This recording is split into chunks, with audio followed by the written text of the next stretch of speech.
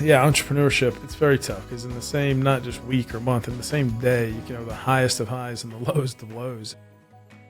I've learned the hard way, not everybody is meant to be a manager or a leader, and so don't force it. How terrified were you to get started? Well, I was in my boss's office, and I was in tears because I'm like, hey, I just bought a house, just had a kid. Like, what does all this mean? I mean, It was very scary. Yeah. Welcome back to the Badass Leaders Podcast, where today we are joined by Charlie Cichetti, an incredible entrepreneur who has over 16 years of expertise in commercial construction, real estate development, project management, and lead consulting. He is currently the CEO and co-founder of Schema AI. He also hosts a weekly podcast called Green Building Matters, which focuses on sustainability and healthy building design. During this podcast, what do we talk about? Well, we talk a lot about the value of mentoring coaches. We talk about the ups and downs of entrepreneurships and how sometimes that even happens like in the same day. Also, his secrets about how he stays grounded and energized, which include the lengthiest bucket list I have ever heard of. Okay, let's do this. Join me, Angela Gilnelms, on today's episode of the Badass Leaders Podcast, where I'm joined each week by industry experts for intimate and eye-opening discussions about the challenges and joys facing the leaders of today. Listen in and get ready to scale your company, grow your brand, and unlock your full badass potential.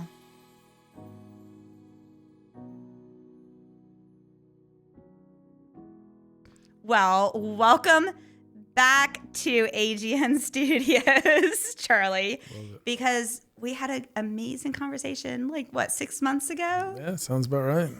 And I love that both of us work in technology and have done so much in technology, because anyone else, when we messaged and said, hey, that was a really great conversation, the audio did not save, would have killed me. So I love the studio, and I'm happy to be back. And I don't even remember what I said, so this is going to be new. So no one does. The audio is vaporized. Thanks for having me back. Yes, exactly. Okay, so why don't we kick off? We're going to talk about sustainability. We're going to talk about your venture getting into entrepreneurship, perhaps the ups and downs. We'll finish at the end with some rapid fire questions. We're definitely going to talk about your love of bucket lists at some point, and maybe some bourbon conversations. I love it. Okay, but why don't we kick off with telling the audience who you are as a human being, and how you kind of got into the journey to where you're at today. Yeah, thanks. I mean, we're here just outside of Atlanta, but I grew up in a small town in the North Georgia mountains. Got lucky, got a scholarship to Georgia Tech. And Go Jackets. Got into construction, real estate, and then green buildings for almost 20 years. How do you make buildings more eco-friendly? And then the last handful of years have been all about still buildings, but technology and my own startup. So that's my kind of journey, my career. But I live not too far from here with my wife of 19 years and 3 boys. They're now 17, 14, and 12. We have a senior in high school. It's crazy. Doesn't that just blow your mind when you think about it? Yeah. Where did the time go? And his first car is the Jeep Gladiator Rubicon that I hesitated to get him like a beater car, and that's what he learned to drive in. So he's driving that to Tucker High School. I hope he knows how cool of a first car that is. I mean, seriously. But I borrow it to go off-road. So yeah. My wife tells me I have to ask Blake, can I borrow it? Oh, okay. Well, that's really thoughtful of you. We had a blast when we went off-roading with our Jeeps. Great team building. Yeah, that was amazing. We definitely should find another time to do that. So fun. That should be on the record. Okay. I want to know, when you were a kid, did you think, you know what? I want to be in construction, and then I want to own not one, but multiple businesses. And you've been quite successful, I know, because I used to work for you, basically. You were the chair of the board for one of the companies I worked at previously. So when you were a kid, is this what you aspired to be, or did you want to be an astronaut? I actually wanted to be a chef growing up. Even though I was born in Georgia, when I was 4 and 5 years old, we lived in upstate New York, not too far from the Culinary Institute of America, the CIA, and some of my aunts, Italian aunts up there. They were all great cooks, and that didn't work out, but I still love to cook. I just need to make more time for it. Yep. No, I knew I wanted to get into construction. My grandpa in New York City worked for New York City, and he built a lot of infrastructure. My dad later was a journeyman carpenter after some kind of hippie days. And so Georgia Tech was the right place for me. I got lucky there, but I actually really moved more into business, but I worked at a big construction company here in Atlanta. So I hadn't thought of entrepreneurship yet, even though arguably my parents had very small businesses in the North Georgia mountains from time to time. So at least I saw a little bit of like a small business, but I didn't think about being a serial entrepreneur, not when I was young. Okay, so tell us, as the first teaser then, what was the pivot point where you said, wait, maybe I'll jump in and be an entrepreneur? So, once I took some business classes and they had like Georgia Tech has a great, business school. A lot of people know it for its engineering. I got to see these entrepreneurs come in and guest lecture. That was starting to get me excited about maybe one day having a business. And actually it was 2008. 2008 was a crazy year for a lot of people, right? The recession was starting to set in. So January, my wife, Latrice, and I bought our first house not too far from here. We had our first son, Blake, in June. And then November 5th, 2008, the day after Election Day, this $2.2 billion family-owned real estate company laid off my entire construction team. And then later about 2,000 employees out of 2,500. And that was the kick in the butt that I needed. It's like no better time than now. I've always kind of wanted to do it. And so me, my wife, and one of my former colleagues, Jason, he moved to Boulder. I stayed here, and we started our first business. Just needed that kick.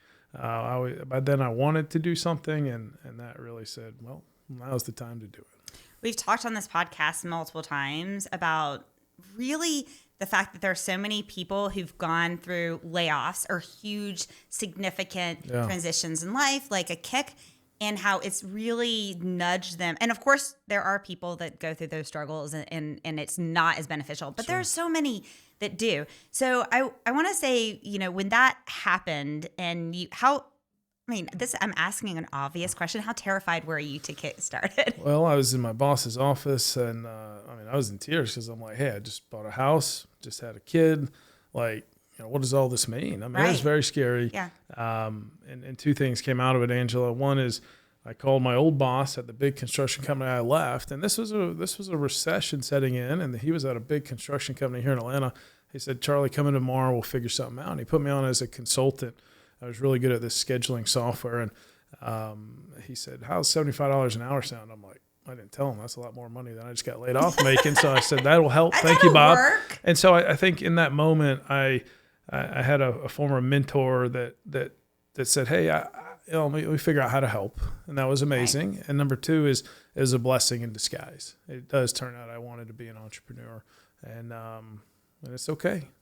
Okay, so you were already in construction. You were good with the scheduling equipment and that. And you have, because you also have a very successful podcast, The Green Building Matters, right? Thanks. Yep. And I was a guest on that podcast. It was amazing. So, and you just had how many episodes you have now? We just crossed 400 episodes, 8.5, coming up on 9 years. And it's just been amazing. Once a week, amazing interview. 400 and really episodes. highly rated podcast as well. Top 3% in the world. There you go. Say your kudos. I'm real proud of it. You should be. You should be. And so you've really made a name for yourself in various ways of sustainability. Yeah. So tell me a little bit more about what led you to focus on green buildings and sustainability.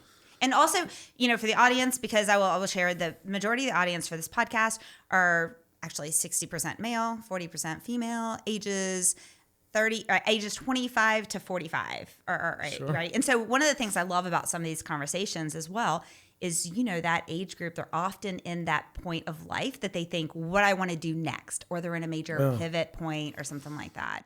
But also many of them may have no idea what green buildings or sustainability are. So can you tell us what those are, and then why you became so passionate? Yeah, at that large real estate company called Opus, that's where I cut my teeth on LEED and green buildings. A lot of your listeners probably gone into a commercial building. You have this plaque when you go in, and that just means it's been stamped as a green building. So that's what I did for almost 20 years. Yeah, after that change. Commercial buildings, if it's a new building, we can design and build green, more eco-friendly materials, local materials. Let's say it's a school. Can we have better acoustics and natural light for the students in the classroom? Studies show they're going to have higher test scores there. If it's an existing building, maybe green cleaning, green pest control, recycling, composting. Let's change out the lights to LED. Let's change out the toilets and urinals to save water. And so there's actually a lot of things you can do. And the program I worked in, and we built a consulting and engineering firm and then an e-learning company around is, hey, how do you make these buildings more eco-friendly? LEED has been around for 25 years, the U.S. Green Building Council. It's their program. I think there's a shift, though, in the last arguably few years coming out of the pandemic, that it's no longer just about getting a plaque for one-off building.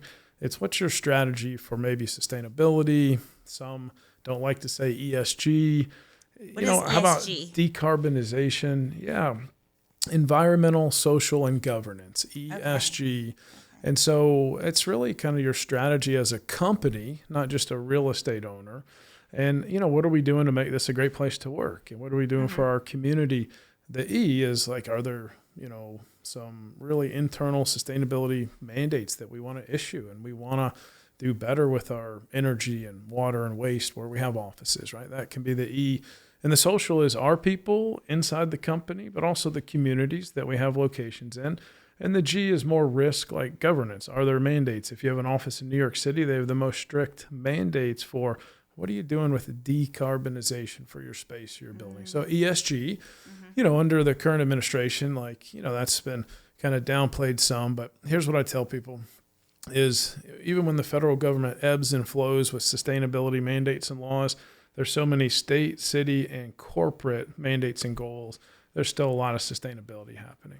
And we really want to protect our world, our community, the things around us. Yeah. And I love the fact that you tied into the windows and the lighting and the higher test scores, because I didn't know that. I do know that there's so much research in hospitals and windows and views and lighting and sounds and all of that, the health impact and how much faster they heal, right? Absolutely. Yeah. I mean, there's kind of a green building movement, and a small part of it was healthy buildings. But then the pandemic hit, and while a lot of buildings rushed out for just better cleaning and better filters, we're kind of back to plants inside and stand-up desks and treadmill desks and just, I think a challenge to your listeners that maybe work from home or have employees that work from home, and maybe they have an office. Don't forget, at their homes where your employees are, how do you set that up? Because it's an extension of your company's office, if you will. So how do you set it up that it's actually a really good place to work? So yeah, healthy buildings and healthy homes. I think the pandemic actually shined a light on, hey, we got to do better here. Yeah, I love that. And one of the things my office is at Emory, and then I have a home office too.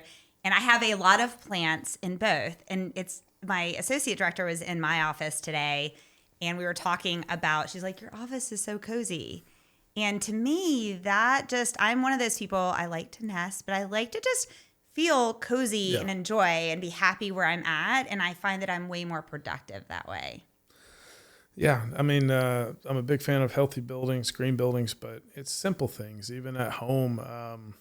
Get rid of the synthetic candles and go with the soy-based, and then definitely know how to change your own filters. And if you can have that window, that peak to the outdoors, that's called biophilia, that connection to the outdoors, it just calms you down. If you're in an office building or you don't even know what the weather's like outside, you're actually more anxious. So you just need that peak, that connection to the outdoors.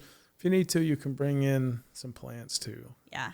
Okay, I love this. Now I'm thinking about so many different things along those lines. Okay, so I can see the transition between growing up with what your grandfather did in construction, and then you go into Georgia Tech and being in construction and this. How did you get into software? Because that is a big piece that you've had several companies that have been software based. So what did that journey look like? Life's about seasons. I think we might have talked about that before, but I think whenever a young professional comes up to me and wants some advice on maybe changing jobs, I tell them, hey, that next position that you're looking at, don't think it's going to be your forever job, but also don't think you'll be there for 6 months. Don't put a time limit on it. Right. Most people measure time in chronos, right? Chronology, minutes, hours, days, weeks, and years. But the Greeks had something they called kairos, Kairos, which is seasons of opportunity.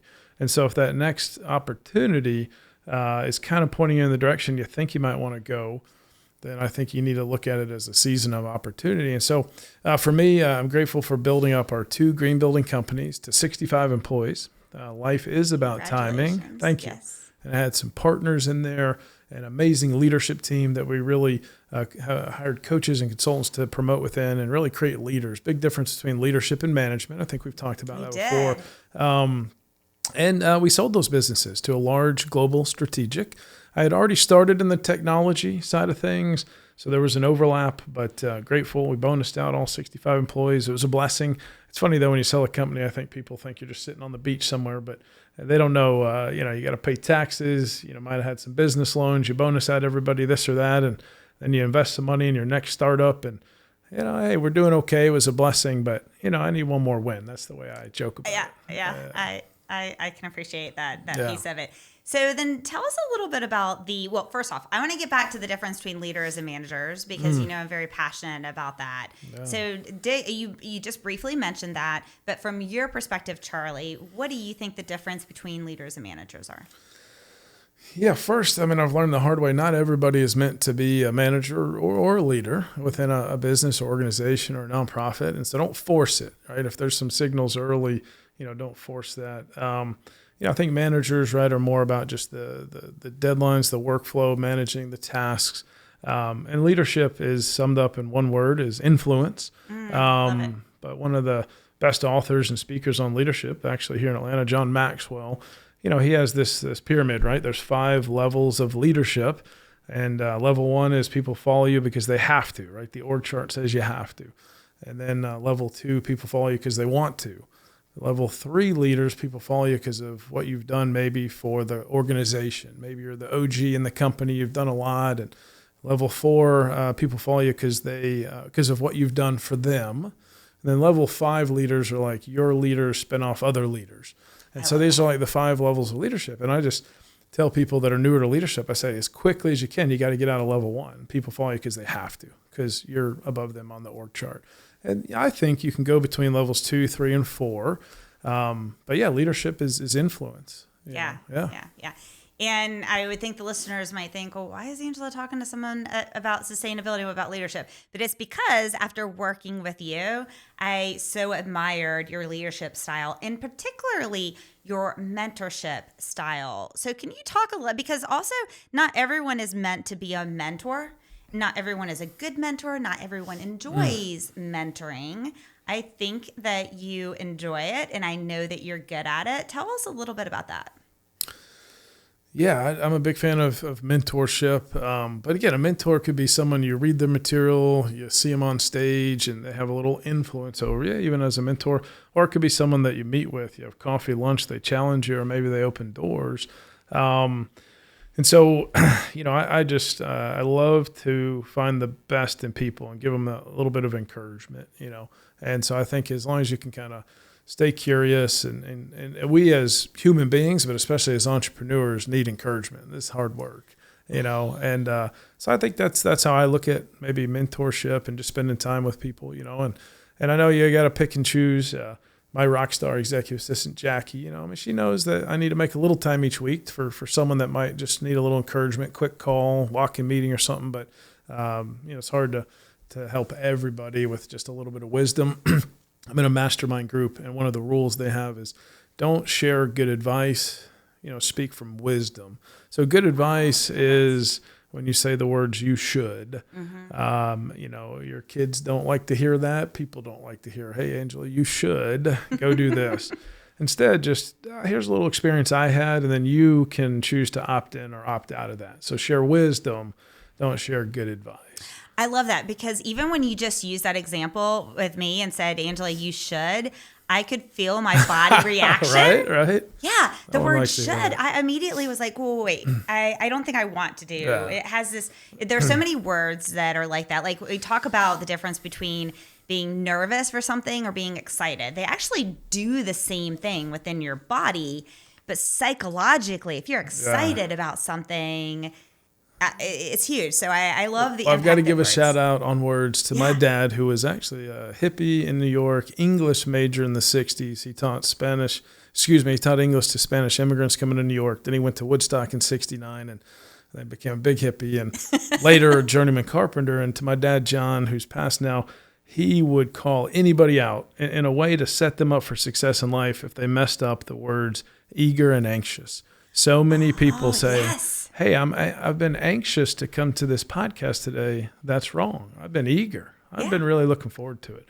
So make sure to your listeners, are you excited about something? The word is eager. Are you actually a little nervous about something? You're not sure how it's going to go. Okay, that's anxious. Yeah, yeah. And I think also, even if you're nervous about something, then if you can take a step back and think about positive results and outcomes out of it and figure out a way how to get your mindset away from being so nervous into excited about, because everything ends up being an opportunity in some way, even a layoff or even a difficult conversation, something like that. I think a little bit of what you're going to is, maybe we've talked about it before, this is fun, is what's the antidote to overwhelm? And it's actually gratitude. Yes. And so I think you do have to look for some silver linings. And sometimes it's tough in the moment. I do know we've talked about it because I think you journal every morning, maybe text a friend of your gratitude. And I jot down 3 things that I'm grateful for. But to your listeners, be specific. Don't just say, hey, I'm really, grateful for my spouse. Be specific. What did they do recently that really just blew you away? And so I think gratitude. So you might have a crazy day, stressful. Read that again. It'll help give you a little reset. It won't solve the day, but I think gratitude truly is the antidote to overwhelm. Yeah, yeah. Conflict resolution. Yes. Okay. Yeah, let's do it. It's about words and body language. Because being and with the companies and being an entrepreneur and dealing with boards and dealing with investors and dealing with employees, I know you've had a lot of conflict because that's just natural. Lots in the last 18 months too, even after a win. So, I think you got to get good at asking questions. I work with another coach and he teaches inquiry method, Kyle. He actually wrote a book on it, inquiry method. And so you got to get really good at asking questions and peeling back the onion. I've been told, if you fill out some of the assessments, culture index and stuff, it says I'm a daredevil or this or that, or my wife says I'm a bulldozer sometimes, but in the best way. Like I think you got to set aside your agenda and just try to just ask questions to get to the root of, where's the other person coming from? And that's hard, especially in the moment, if there's a lot of emotion in it. I can compartmentalize things better than most people. And I think that's usually good. Sometimes maybe not as much. And so I think it's not like I'm pretending this thing isn't there, this conflict or how that last meeting went with that person that we're not getting along. It's just, hey, I can set it aside. I can get this done. And then I can really think about what I want to do with that, if anything. And so I think you got to learn to kind of compartmentalize things a little bit and get really good at asking questions. Try not to hold a grudge. I've been complimented by close friends that they think Charlie has a very short list of enemies on this planet. At some point, it's just probably not worth it. I completely agree. I also have a very short list of people. And there are plenty of people that I've had. And I actually think I have plenty of people who I had conflict with, and I was closer with them after the conflict than I was before, because using that curiosity, if you really want to get to know the human as a human and get to the core of something, then their humanity can come out. That's true. And you can understand where they're coming from. Yeah, that's like Stephen Covey, right? The 7 Habits of Highly Effective People. You got to really seek first to understand before being understood. Someone at high school graduation gifted me that book and I didn't read it. I didn't read it even in college. I read it in one of my early business kind of mastermind groups. And I'm like, dang, why didn't I read this sooner? This is good stuff. Tell the audience what mastermind classes are, because I think some may know, but maybe not. Yeah, a mastermind, there's different forms. I was in Vistage for over 10 years. That's one of the largest kind of CEO roundtables. And that one we'd meet once a month in person. We had a facilitator. After that, I've really been in some virtual masterminds. A lot of solopreneurs, small business owners, maybe medium-sized business owners. And it kind of becomes your personal board of advisors, And a lot of people, I think, sometimes use that wrong. It's just, hey, I need to process a problem. Well, what about processing an opportunity too? It's like, hey, I might want to expand. I might want to open this new office. I might want to hire this, COO, right? And so I've been in mastermind groups for a long time. There's probably some out there that are free. I'm in some paid ones. And so that's how I look at it. Actually, before I come over here, we had our once a week Zoom call, and then twice a year we get together in person at a retreat. You really get to know, and in my case, it's 10 total guys. This one's an all men's group. And I don't know, just different walks of life, but we're all there to kind of really support, work to help each other through things. I think that things like mastermind and paying to have an executive coach, because both of us have had executive coaches, or if I were to give advice to my younger self, it would be to start doing those things as early in life as possible. Yeah. And I think that a lot of people don't understand the true value of having an executive coach, and they think it's only meant for maybe when you're in transition or maybe when you're young, and not people like us who may be a little bit more advanced in our age and in our career, and we still take advantage of that. So can you maybe share why you've decided in your life to have a coach that you work with and what you find the benefit of it to be? I think there's some people that used to be mentees of mine, and maybe we've grown apart, and unfortunately I don't think they're as coachable as maybe they once were, and they kind of cap out. So my next piece of advice, not saying you should, but just in general, is you got to stay coachable. I think, there's some people that you've always heard it, right? You don't have to be the smartest person in the room. You want to hire smart people that really can complement you. And you don't want to have to make sure that, those people in the room know that you're the smartest, right? You really should do the opposite, really, and lift up other people. So I think you got to stay coachable. You've asked a good question. I don't know when that all started for me, but I'm a big fan of coaches and mastermind groups. I love, a lot of entrepreneurs don't, talking to bankers and lawyers and CPAs, because I ask questions. Like, I had to find a different doctor because I like to ask the doctor questions. And so, He was like, Charlie, so shout out to Dr. Espinosa. He doesn't mind me asking questions. And, but you're going to get a lot of, and I think this is where sometimes people can get a little paralyzed. It's so much information, so many other opinions, so much other wisdom, but you've got to just make the call, make the decision, and you process some of, what others have told you. And so I think if you're the kind of person that can take in, the encouragement, and the tough love, and then maybe listen to some different wisdom from people that have had different experiences, and then you still make the call, and you won't really be paralyzed by, like, I don't know, this person's saying that, and this person I respect says that. You got to make the call, and I think you just have to have enough self-confidence that it's like, I'm going to make a decision, and it's going to be okay. One thing I think I know about you is that you truly know who you are as a human being. And that is something that's really hard for a lot of people to do, is to understand who they are as a human being, so that then they can be comfortable in their own skin in those spaces to be able to make those decisions. And one of the things I like about having a coach is, I pick coaches and mentors that are not going to tell me what I want to hear. I tell people all the time, Sure. like, why would I do that? I can just talk to myself, right? I'm not shy. Just say, Angela, you should do this, right? And that's often not the best idea. And so I look for ones that I respect, that I value their opinions, and that I know they're willing to give that tough love and stuff. You nailed it, and you don't really know that, like, when you're getting to know the person, but that first time there might be a little push. You don't just say, "No, I'm done with this." You say, "All right, I think it is coming from a place of love, and I think you want me to do better, but I have this blind spot." So I guess this is when I realized that I like coaching. It finally came to me. In our mastermind group, we do an exercise when we get together, and we call it a duct tape session. So you have to pretend that you're wearing a piece of duct tape, and that in this case, these guys that have really gotten to know me, they speak out loud, and you can't say anything because you're duct taped. What are your superpowers? What are your blind spots? And what is your kryptonite?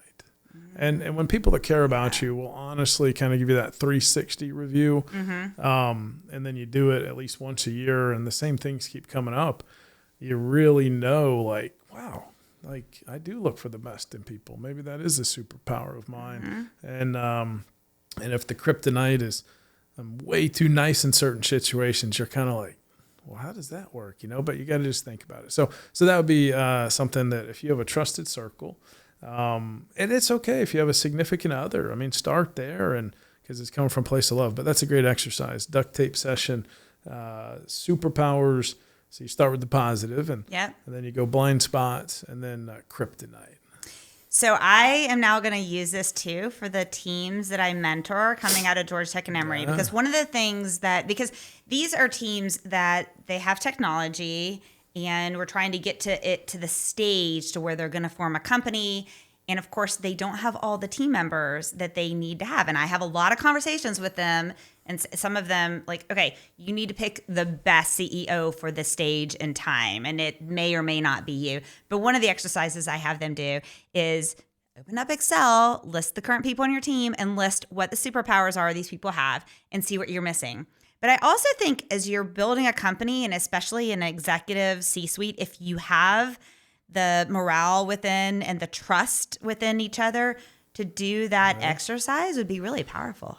You're right. The superpowers, blind spots, and the kryptonite. Like, I mean, if you can, and I think this is best like off-site, not in the office. Everybody's hopefully relaxed and just, it's like, hey, we're going to spend a lot of time together. We believe in the mission here, and this is where we want to take things. And if we're going to work together, like, and this is something Kyle, who teaches Inquiry Method, taught me is ask for permission. Angela, can I give you some feedback? Can I point out what I think you're great at, but also something that sometimes I think is a blind spot for you. And if you say yes, you're actually open to maybe what I'm about to say. So just ask for permission there. And I would say to the person who's receiving the feedback that to consider afterwards thanking the person who gave you that advice. That. And really, when you do that, it's also as you're receiving the feedback, especially if it's hard, if you pause and thank the other person for doing that, it's like a release for you. And it also helps it helps build your relationship with each other, right? And encourages the other person to be willing to give feedback and grow that and they might feel like they didn't harm you, right? In that moment, it's like, okay, got it. Because we forget how hard it is to give someone challenging feedback. Yeah. I love that. Sometimes with mentors and mentees, I hear people say the words more, and I just got to throw this out there. It's just on my heart is be careful if you're saying, hey, I want to be home more, or I want to be at more dinners or more practices or games for my kids. Is the word more is immeasurable. And so you got to be careful with that word more. It literally, right? You'll set yourself up for failure. It's the word more or better. Those words are immeasurable. Yeah. And so if it's like, hey, you know what? I'm not going to miss any games, and I'm going to do this many dinners. We're in this season right now of busyness, but that I can measure. So more and better. You got to be careful with those words. I like that. Okay. So let's talk a little bit about because being an entrepreneur, as you mentioned, is incredibly stressful. It can be depressing. It can be frustrating. It can be overwhelming. So I'm listing all these negative things. Okay. So tell me about some of the things that you do outside of work, in addition to gratitude and to some of these connections that you have that help you, stay grounded and keep you kind of centered in life. Yeah, entrepreneurship. I mean, it's very tough because in the same, not just week or month, in the same day, you can have the highest of highs and the lowest of lows, and it can take it can wear on you. So, just this year, I've really realized there's a big difference between stress, overwhelm, and actually anxiety. I would argue there's a difference between those three, and so I just think that it's important that everybody kind of realize what's in that moment. Some are more acute and some are actually How would you define lingering. the difference between those? So stress, is more of that in the moment. It's usually a more acute, I think it has a shorter, in my opinion, lifespan. Just a little stress in the moment. Could be just a little traffic or something. Overwhelm, I think, is a little bigger. Overwhelm at my church several years ago, the pastor had a great sermon. He said, look, picture a rowboat in the middle of some water and there's a storm. the rim of the rowboat is called the whelm, and the water is just coming over the whelm. So it's a picture of, it's usually the last thing in. It's just weighing you down. It's putting pressure on you. So I think, this is just my opinion, not studied, is I think stress is more in your head. I think overwhelm is more weight on your whole body, and just something just, man, I took on too much water. I took on too much water, heavy. Yeah. Whereas anxiety, and honestly, I don't mind opening up, is I'm not perfect. For the first time probably in my career, I felt some anxiety this year just with our fundraise. We've raised a significant amount. I love what we're building. And, but yeah, you get a gut punch and you miss out on a $5 million check or something. It's like, oh man, there can be some anxiety. So I think there is a difference in those three things. Okay, so now that we've talked about those three things, yeah. So how do you deal with all that? Lots of bourbon. No, so in a healthy way. So tell us about your bourbon hobby. Definitely working out. So I enjoy going to the gym a few times a week. I think the gratitude we mentioned, that's important. Just having enough people that you are there to encourage them, but they can reciprocate even from people that you might not think, and just surround yourself with positive people. I know it might seem cliche, but it's just so true. So I think those things help. Just know that this too shall pass, and if you think back, everybody's gone through different hardships in personal life and business, and so just be like, hey, I've gotten through hard things before, and this is probably just a season. I would say, for fun though, I do. I just in the last 4 years started collecting rare bourbon and rye whiskeys, and before that, I didn't even really drink brown liquor, and but I just love the history of it. Been to Kentucky a few times, and I'm in all the underground Facebook groups and stuff where you can trade and all that. And, I've connected you to some of my friends. Okay, yeah, you have, and they have good bourbon. Shout out to them. And it's a community. I think as entrepreneurs, we need a creative outlet. Yes. and so I might have had a long day at work, and maybe settling for the evening with my family. But I have this shipping and receiving area where I'll go down to my basement and I might ship out some samples of a rare bourbon to someone across the country, and it'll make their day, and that kind of makes me happy. So I think everybody, but especially entrepreneurs, need a creative outlet. For this season, I don't know where it's going to go. That's kind of what it is for me. So yeah, I've got a nice collection of bourbon, but I share. I love the history of doing the research. Not doing as much jeeping as I used to, but a few times a year, get out to the small trails in North Georgia, take the Jeep out where I grew up. Those are some things that I do. One of the things I know about you, which can be, I think it maybe ties to the kryptonite comment you were saying earlier, is that you're very generous. So you love to give, and you love to see the experience that somebody else has when you share something that you love with them. I think that's really special. It can also be a challenge because you can end up wearing yourself down by giving too much. But you made a comment about surrounding yourself with positive people. And I think that's one of the secrets for people like us that love to pour into other people, is choosing those people wisely and then learning how to say no to things. So how do you say no when you're asked? Because, leaders like us, we get asked to lead everything. And sometimes you just have to say no. Oh, that's good. There was a Michael Hyatt book. It's actually good if anybody here has an assistant. So shout out to Katie and Jackie here. And I was always admired how he had in his Outlook or his email software had already drafted polite no's. Like if someone asks him to come speak, he might be in a season where he's writing his next book. He's like, man, thank you so much for thinking of me.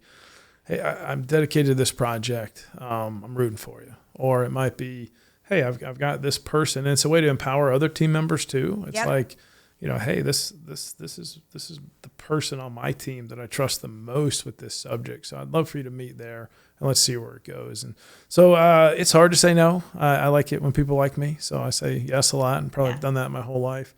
But yeah, you only have so much time. And if you wear yourself out, you're not good for anybody. So I think you got to practice saying no. And what does that mean? It's literally have pre-populated out some replies, but thank you for thinking of me. And I'm in this season right now, and hopefully they can respect that. So I'm working on it. I'm not perfect at it. it does help when you have either like my wife helps say no in certain situations personally, and then my executive assistant Jackie, she's getting pretty good at saying no. Yeah, Katie has said before, exactly where are you going to put that on your calendar? Yeah, right. Right. It's like, well, yeah. It becomes a little impossible in those But moments. I mean, if it can net out to, hey, we're here in the U.S. I know it's crazy times, but entrepreneurship, it can lead to different freedoms. When we went to sell our businesses, a good friend of mine told me to write down on a piece of paper a number and 3 non-negotiables and put it in an envelope and seal it away. And because it gets very emotional when you're selling your baby. I had built up one of my companies for over 16 years, and the negotiations were happening, and this was going to affect a lot of people. And yeah, I opened that up, and it actually, that's what we ended up with. And so it really grounded me. It's like at one point in the future, I said, hey, this would be good for everybody, and I'd be happy with this.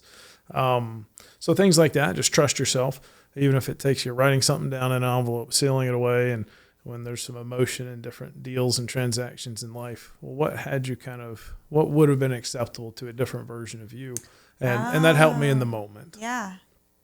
Yeah. Well, it ties to, I like this mindset of remembering, and I want to tie to what you just said, a different version of you, right? Because we as humans often compare ourselves to other people. Both you and I are podcast hosts. Okay. So I remember when I did my first podcast, I was obsessed with certain podcasts, and I was like, oh my gosh, they are so amazing. And they were on maybe 300 episodes. Wow. And then because I had already binged all the recent ones, I went back to some of their beginning ones. And I was like, wait, okay. I was comparing my chapter 1 to their chapter 8 or 10. Yeah, that's a good point. Right? And so one of the things when people come to me and they're like, wow, what? And I'm like, stop comparing yourself to me, right? Let's look and see where you're at and the best you can be at that moment, which I think is really important. Yeah. Comparison. It's, I think there's probably 2 seasons in my life where I did a little more of that. And I just nipped it early. I was pretty good at school. I loved learning. And, they say with kids, there's 3 A's. There's arts, academics, or athletics. Pick one. And me and my 2 younger brothers, that's how it was. And my boys, that's how it is. It's interesting. But I was kind of the academic. I love learning. And so I was, pretty good grades. And people would always tell me, getting out of high school, going to college, Georgia Tech, oh, you're really smart. You're really smart. And I don't know how I got this. I said, I made sure I twisted that. I said, no, I just work really hard. Yeah. I needed to downplay it in that moment because my head would have got too big if I let everybody around me tell me you're really smart. I said, no, I just work really hard. Okay, so, and I would say to anyone going to college, that mindset is huge because at Georgia Tech, we have a lot come in. It leveled the playing field. Yep. I was like, nope, not anymore, But just that self-awareness, I don't know, I maybe got it from my parents but you've got to make sure if anybody's hyping you up a little too much, and don't get me wrong, I owe a lot to my mom, and where there's a will, there's a way, and she did tell me I could do anything, but that's different, I think, than, oh, you're so smart and you can do no wrong and all that. I think it's different. You can do anything you want, but so comparison, it really can mess you up. So you have to be careful not to do that, and just try to be that better version of yourself. What pops in my head is Matthew McConaughey. I think when he won, I think it was an Oscar. I mean, he said he always just compared himself to the better version of him. I think it was like 5 years or 10 years in the future, and just things like that. So try not to compare yourself to others. You don't know what they have or don't have, and just try not to do that. Right. But going back, I mean, the whole point for as well was thinking about your company and what you would have thought of before as success. Because one of the things that a struggle that I see, especially with young companies that are like, hey, we have to get to our first revenue, or we have to get to this milestone or this milestone, that we can be really aggressive and really on top of things, and we can get to that milestone. So we immediately say, oh, I got to get to this next milestone. We never pause to celebrate. And never is not an accurate statement. Many times we don't, but we should Pause. It's recently someone introduced me to this book. I'll admit I haven't read it yet, but I understand the concept. It's called The Progress Principle, and just are you making a little bit of progress, just a little bit of progress, and so those are things that we can measure. But you're right, we don't stop and smell the roses and celebrate. Maybe we're all a virtual team in the companies we're building sometimes, and how do you get everybody together? And there's ways to do it. You just got to get creative. So you're right, you got to celebrate some wins on the come up along the way, and or else it's just all more. And we talked about that. That's hard to measure. So yeah, at my current company, where I'm one of 4 co-founders, Schema, we've built an AI. Yeah, let's talk about it. Yeah, we've built an AI tool for architects and real estate developers. A couple of my co-founders helped build a tool called Revit. It was acquired by Autodesk for 133 times revenue in 2002. And it's the most popular tool in our industry. So we've just got these experts in the architecture, engineering, construction space. We've pulled together an incredible team, and we have over 5 million lines of code. And we're in that kind of in-between zone from like a seed stage company to a Series A. And with the kind of tight fundraising in the last couple of years, VCs want you to already be at a ton of revenue. It's a chicken and the egg thing. It's like, well, I got 1 salesperson. He's crushing it. If I had 5, I think that'd be great, but I need some funding to go get the 5. And hire the 5. So it's a little chicken and the egg, I think, right now, but I love what we've built. I spoke on an AI panel actually just last week, and we were just talking there with 2 of our customers who were on stage with me, really great architecture firms, and how we handle their data differently. We're not creating a large language model. We're training with all the architects' data. We actually protect their data within their login of schema.ai, and our tool is just learning from their previous building design files, just sitting on a server, collecting dust. And now we have a fast forward button when they lay out their next building. So having a blast, but it's a lot of work. Totally different way to build a company. My small business is you make a little profit, you hire someone because you're really busy. You make a little profit, buy a better computer. Here it's, you got some really good software. People are buying it. Let's raise a bunch of money and build it as fast as possible. Yeah. So it's a totally different way. And I'm learning a lot. I'm learning a lot, One of the things that I mention a lot to a lot of the companies that I mentor is, first off, not all money is good money. And you have to be very careful who you put on the board because it can have a significant impact in your company. So from your perspective, multiple times through that, what are some things that you look for example, what are some things you look for in funding partners? What are some things you look for in board members? And then co-founders or the executives in your company, those 3 categories. Sure. Yeah, I'd go back to my original small businesses. We built them up to about 65 people. And I think early on, and those were LLCs, you have partners kind of by percentage.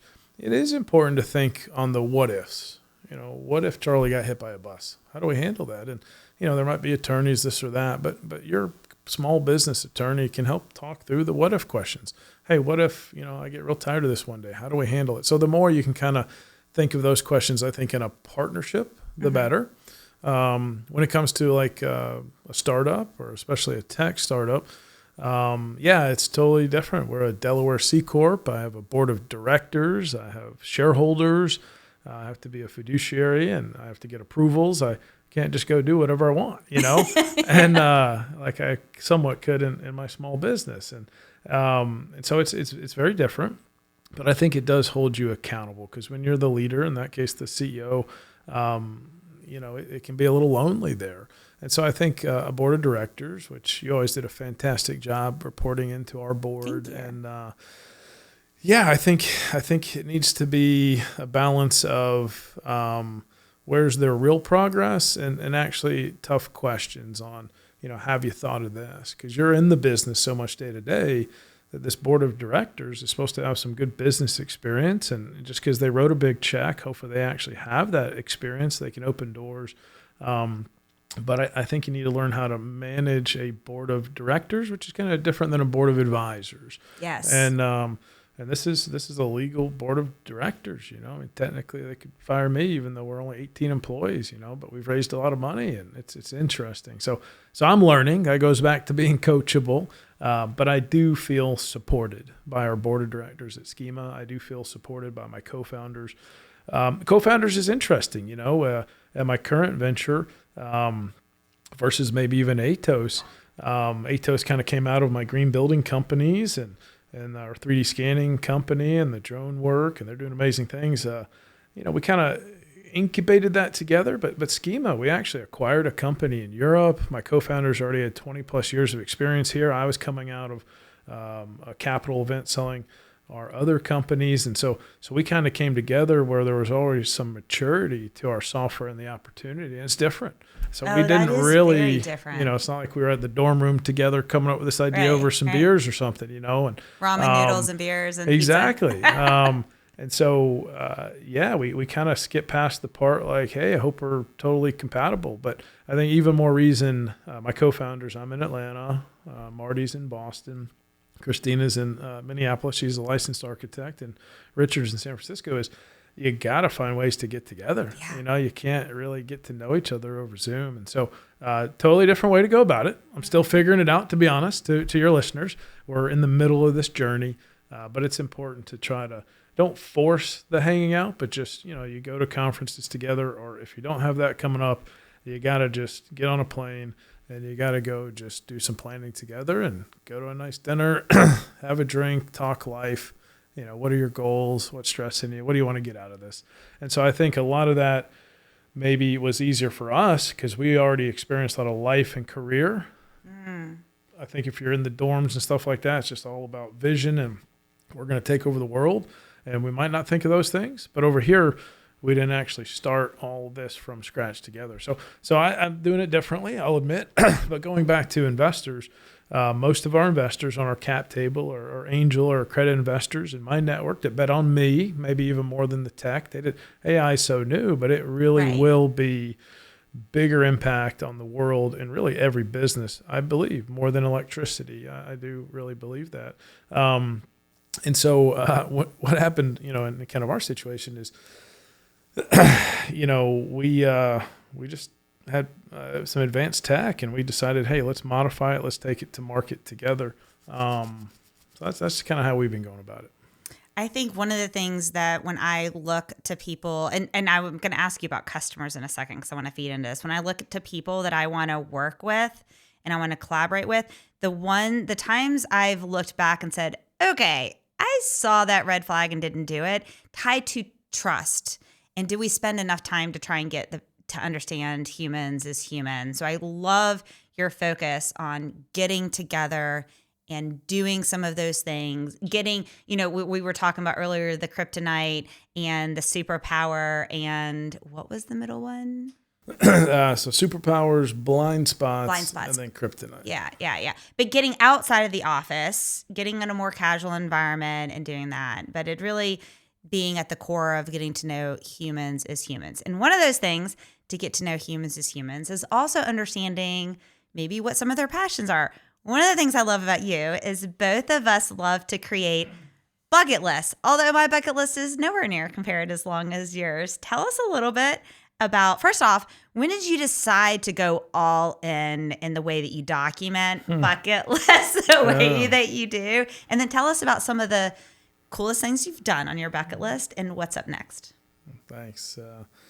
So bucket list, I got to give some credit to Tim Fulton. He's part of the small business community here. He was our Vistage chair, and I got to know Tim. And I don't know, at the time I was probably 30, 32, and Tim challenged us in our group, hey, what's on your bucket list? I said, Tim, I was smart aleck, don't you think I'm a little young for a bucket list? And the next day I was like, man, that was arrogant. And so I started writing down things and I sent that to Tim and I said, here's the start of my bucket list. Thanks for challenging me with that.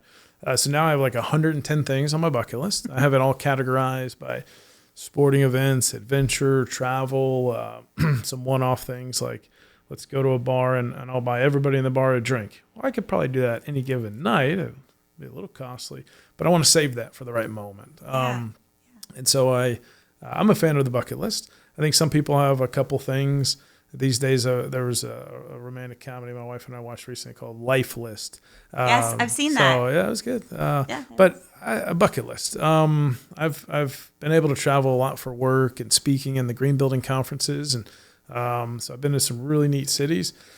I've flown a helicopter. I'm just fascinated by stuff like that, and But I would say some I haven't done yet would be like go to Lambeau Field or go to the Kentucky Derby and get a mint julep, and I mean, guys don't wear those fancy hats at the Kentucky Derby. That's just a girl thing, I think right? so, yeah. Because if so, I just want to say I want a photo.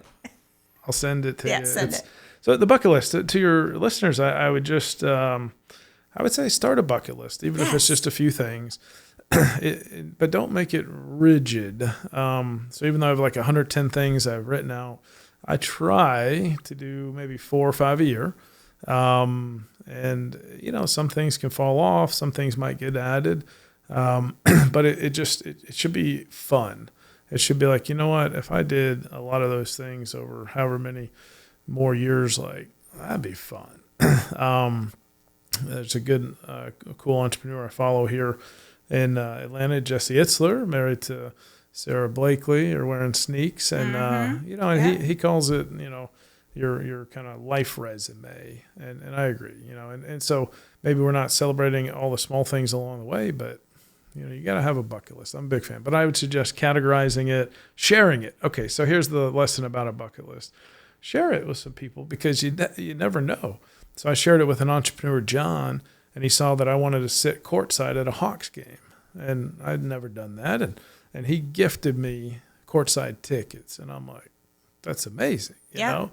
And I didn't expect it. I was just sharing a list, and that's pretty cool. I used to have on my bucket list that I wanted to go skydiving. Same thing. Yeah. I shared back when we were building Florence Healthcare. One of the team members, it was one of our customers. We got on a call because I love customer service. I love getting to know customers. Oh, you're the best at it. Yeah. And so it came up about that, and so we both met in Chattanooga and went skydiving, and it was. It was amazing. Although I'm not doing that, but I'm glad you did. Yeah. Trust me, I got so motion sickness. I loved it up until the chute opened. Oh, really? And because the chute, you start swaying, but the ground feels as if it's. Oh man! And so okay, that's sick. But so listeners, you did it. I did it. You did it. Right. And I look really badass in the photos, which was of course important. Come on, yeah. Yeah. But another thing, on my bucket list after the kidnapping was to be able to travel outside the U.S. again.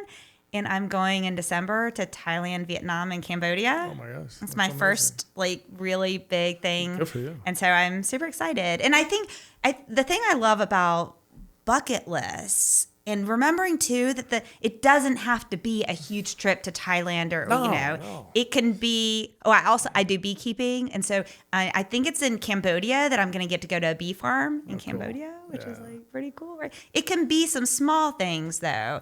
Maybe you want to learn how to make something in the kitchen. I have, I love New York City. That's where we built up our companies over the years. And, I have play a game of speed chess in Washington Square Park, even though I haven't played chess in many years. Hey, it made me so happy to get hustled for $5 from some grandmaster in Washington Square Park, So it's on there. I just haven't done it yet. Okay. Things okay. like So that. Listeners, put in the comments what you have for your bucket list items. We want to know. Okay. So are you ready for a couple rapid fire questions? Do it. Yeah, Let's do that. Been amazing. Okay. What is the favorite place that you've traveled for work? Yeah, 2 in the last 12 months.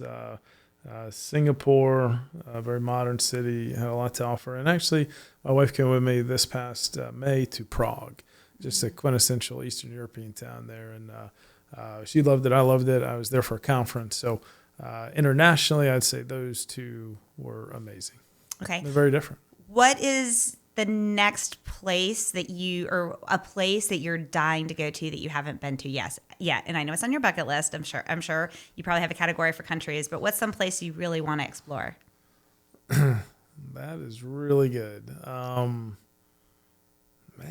It's hard to narrow it down because I can always think of a gazillion, We've had a great last 18 months. We took our whole family to Japan last year. Oh, I remember What a that. magical place. Yeah. So I need a do-over with Italy. I'm Italian, Cichetti. I'm a bad Italian. We went once, and I got COVID within 24 hours, bad. And so we just came on home and left our whole tour group. Oh, my gosh. So Where were you supposed to go? We were in Tuscany, and one of my best friends, he hadn't left the country much, Bobby, and he said, man, whatever you do, he got his passport. He's like, I just met don't Bobby. leave. You have met Bobby. Yeah. He said, whatever you do, don't leave me in another country. I'm like, dude, I've traveled the world. You're good. But man, I got sick, and I'm like, hey, we're leaving. And he had to stay with his girlfriend, and they finished out the trip. So I need a do-over with Italy. That's going to be my answer as of today. Okay. So I hope to go in the next couple of years. I need a do-over with Italy. Okay. So we talked a little bit about success, and I just am going to take away that little piece about putting in an envelope things because I think too, we keep moving the goalposts for ourselves in life. But let's talk a little about legacy. How do you define legacy, and what do you want your legacy, Charlie, to be? Yeah, at some point, you want to shift from success to significance.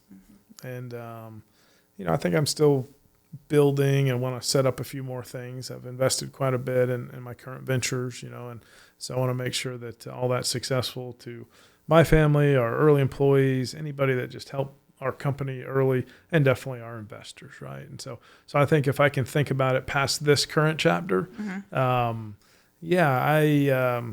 do want people to, when they talk about me, that, man, Charlie would really help bring out the best in me.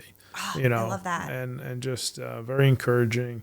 One of the best compliments I've ever gotten is one of my fraternity brothers, Derek, and we've done some business together.